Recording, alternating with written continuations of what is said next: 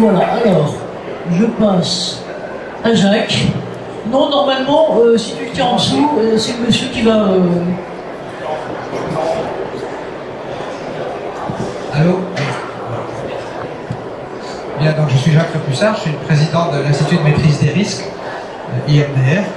L'IMDR est une association, comme le CERF, qui fait la santé. Je suis très heureux de cette opportunité de collaborer.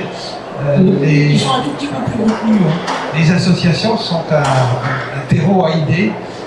En France, par rapport aux pays anglo-saxons, on utilise moins le mode associatif, mais c'est quand même une ressource extrêmement importante parce que ça permet d'échanger entre milieux professionnels qui sont différents et qui n'ont pas forcément dans leur business du quotidien des relations fortes. Donc l'IMDR est un ensemble d'associations dont les membres sont des grands groupes industriels, dont RTE, entre EDF, entre Airbus, entre Thales, des fleurons industriels, des laboratoires universitaires. Il y a quelques petits aussi. Il y a quelques PME, alors c'est surtout des PME qui font métier d'aider les entreprises à gérer leurs risques.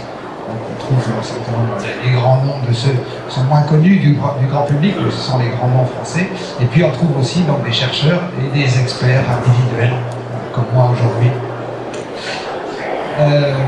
Alors moi je voudrais vous parler des crises et des problèmes des entreprises qui sont, qu'on n'appelle souvent pas des crises, mais qui peuvent se produire, qui se produisent et qui peuvent parfois tuer les organisations. C'est-à-dire qu'il y a des moments où les entreprises vont mal, elles sont en crise, et aucune cellule de crise n'est capable de les sauver à ce moment-là. Donc, un exemple, Boeing. Boeing devient incapable de produire des avions, ils ont eu quelques pépins, et puis ils ont pris un certain nombre de mesures qui en fait ont aggravé les choses. Ça a généré des grèves qui perturbent la production. Enfin, c'est une spirale descendante, et on finit par changer l'Assemblée générale a changé le directeur général, mais est-ce que ça suffira? Donc il y a des moments comme ça dans les organisations où les choses vont moins bien, et ce sont aussi des crises. On les appelle comme ça ex post. Alors, en fait, plus généralement, l'idée selon laquelle les progrès technologiques, et notamment l'abondance des data, c'est quelque chose qui par nature réduit l'incertitude. Ça, c'est une idée qui plaît bien aux ingénieurs, mais elle est fausse. En fait, ce que ça fait, c'est que ça repousse l'incertitude dans des coins très obscurs des organisations.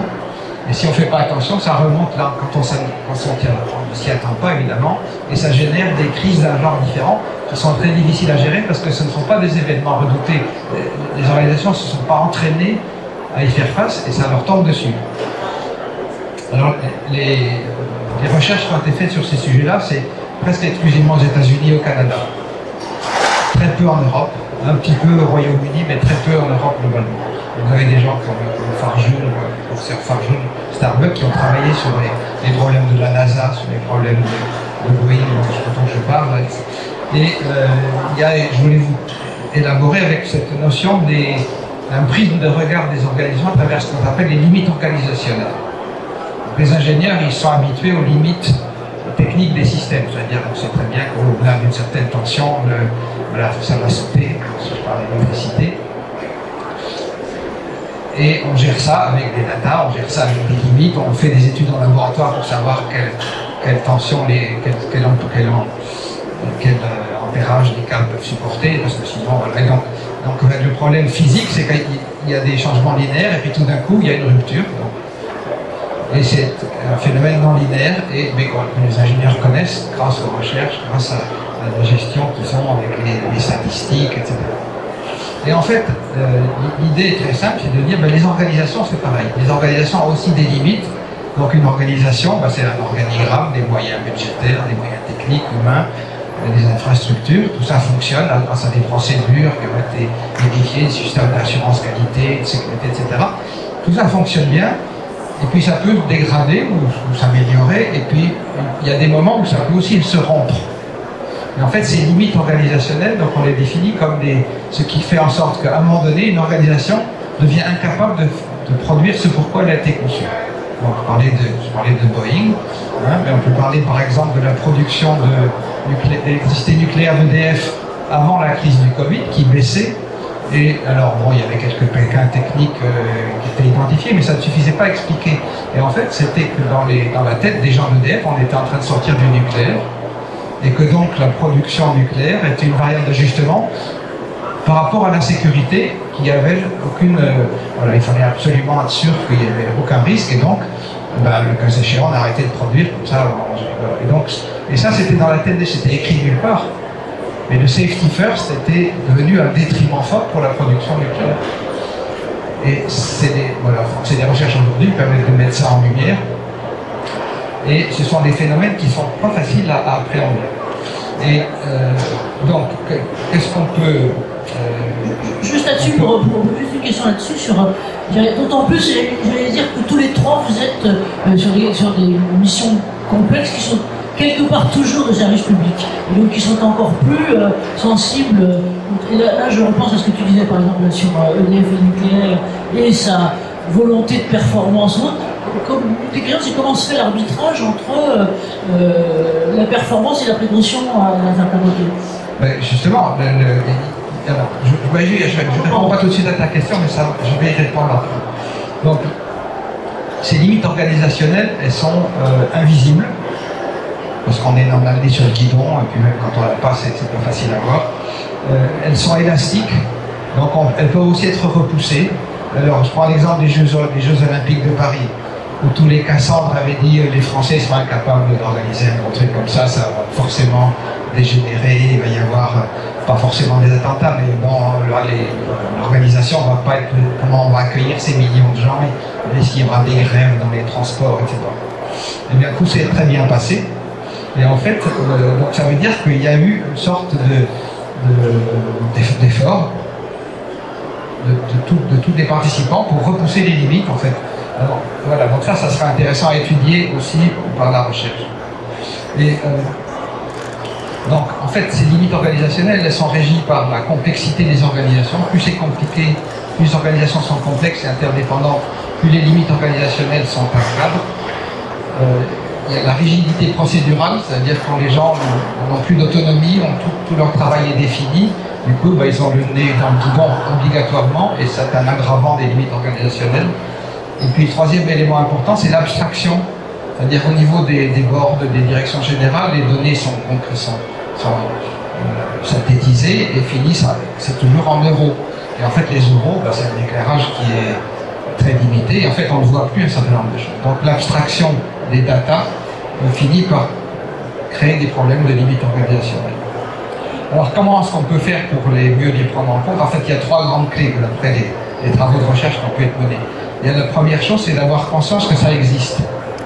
Ce qui n'est pas le cas. On ne raisonne pas, les ingénieurs en particulier, même les managers formés dans les écoles de commerce, etc., ne raisonnent pas en termes de fragilité de l'organisation. C'est-à-dire quelqu'un conçoit une procédure, elle va forcément marcher.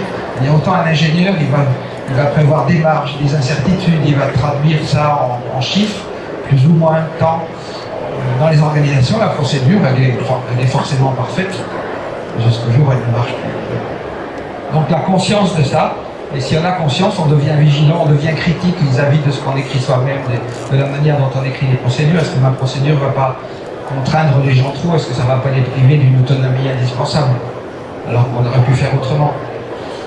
Le deuxième point important, qui élargit, là, le premier là, c'était plutôt les managers, mais après il y a la cohérence du sens de l'action à tous les niveaux. C'est-à-dire que pour un grand patron d'EDF, c'est facile, je dis je veux produire, et je veux le produire de manière sûre. Donc il met les deux sur le même plan d'égalité. Mais il y a un type qui est dans la salle de contrôle, dans la salle de commande du réacteur, quand quelque chose se produit, lui il ne peut pas dire production ou sécurité, lui c'est sécurité. Parce que si quelque chose se met à flancher, il va arrêter sa production.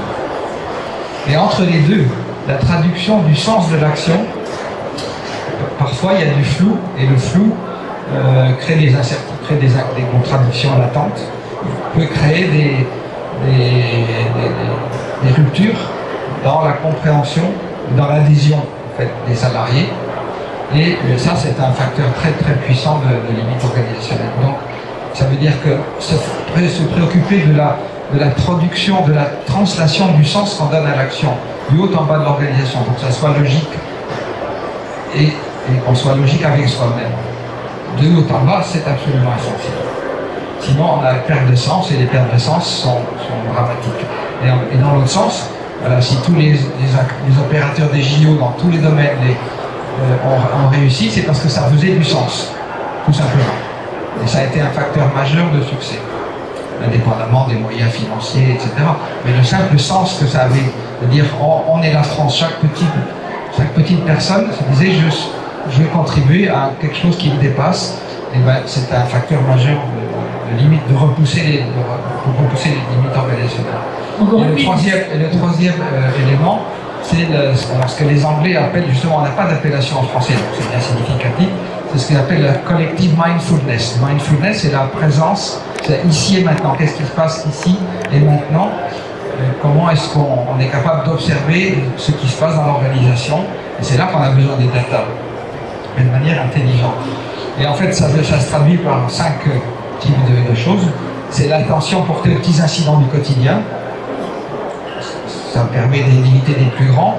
Encore faut-il qu'ils soient bien répertoriés. Parfois, c'est caché, parce qu'il y a un effet Potemkin. Il y a beaucoup de tableaux de bord d'entreprise qui, en fait, sont déviés par la hiérarchie pour en faire des choses qui sont parfaites, qu'on montre au directeur général, tout est en ordre. Voilà. Donc, il y a un effet Potemkin dans les datas qui est latent. Et donc, il faut mais qui a toujours été. Je veux dire, c'est encore plus maintenant, mais il y a un certain temps, c'était pareil. Oui, mais c'est pareil maintenant. C'était pareil. Moi, pareil. je me souviens, je ne dirai pas où, et puis quelqu'un peut-être saura, de mes premières interventions consultant pseudo-vac Kinsey il y a quelques années, où en gros, la demande du président, c'était essayer de savoir quels sont les vrais tableaux de bord, de vraie conduite industrielle des usines, derrière ce qu'on montre. Oui, mais à nouveau. Le second point, c'était, au-delà des petits incidents, se préoccuper de l'opérationnel, donc d'avoir par exemple des cellules de crise qui sont entraînées, faire en sorte que le vocabulaire de crise soit quelque chose qui est vraiment partagé par tous les acteurs, ce qui ne va pas forcément de soi, parce que ça concerne les administrations, les entreprises privées, la population, les pompiers, etc. Donc en fait, le partage de toutes ces données qui permettent de piloter la crise, c'est quelque chose qui prend du temps, qui coûte de l'argent. Il faut éviter de simplifier, parce qu'on a toujours tendance avec les datas à simplifier les choses, à synthétiser, et on perd de l'information. Il faut respecter l'expertise là où elle est, c'est-à-dire le technicien en haut de son pylône, il en sait souvent plus que son manager, qui lui a d'autres compétences, mais sur le pylône, c'est le technicien qui connaît. Et puis enfin, la résilience, c'est l'entraînement à se relever des événements inattendus.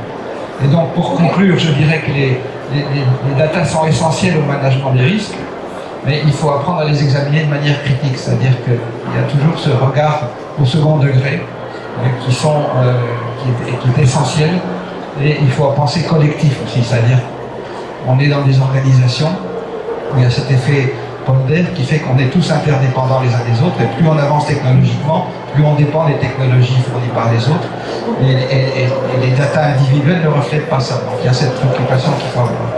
Merci Jacques, merci. Alors, moi, on aura plein de questions à vous poser après, notamment sur les questions, l'un et l'autre, vous avez évoqué le retour individuel, mais j'aimerais bien que cette fois-ci, on passe à...